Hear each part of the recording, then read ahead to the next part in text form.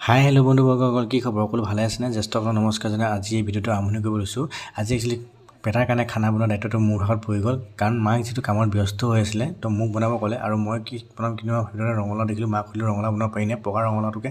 সৰু সৰু টুকুৰা টুকুৰ কৰি কিনে বইল কৰি দিলোঁ আৰু বইল কৰি তেতিয়াতকৈ আৰু কোমল কৰি পাৰি মিস্কি দিব ল'লোঁ আৰু মিস্কি দিয়াৰ মতে মায়ে ক'লে যে তাল মিচিডোখৰ দি দিবা বুলি আৰু তাল মিচিডোখৰ দিয়ে যি বইল কৰা ৰঙালাওখিনি আছিলে সেই ৰঙালাওখিনি লগতে দি দিলোঁ আৰু মই পেটাক মানে মাজে মাজে বেলেগ বেলেগ খানা খুৱাই থৈ বিচাৰোঁ কাৰণ তাৰ একেখিনি খানা খাই খাই হয়তো আমনি লাগিব পাৰে তো এয়া মিস্কি দুপাকমান দি দিলে আৰু পিঠাগুড়ি দিনে কোমল হৈ গ'ল তো কোমল হৈ যোৱাৰ পিছত ধুনীয়াকৈ বাকি মেলি দিলোঁ আৰু এতিয়া খোৱাৰ দায়িত্বটো মাকৰ হয় কাৰণ মই খোৱালে মানে সি বহুত উৎপাত কৰে কাৰণ মোক বেছি মই লগ নাপায় যেতিয়া মই কামত ব্যস্ত থাকোঁ তো মাকে আহি কিনে খুৱাবৰ কাৰণে ৰখি আছে তো ইয়াত দেখিছে কিমান ধুনীয়াকৈ কোমল হৈ গ'ল একদম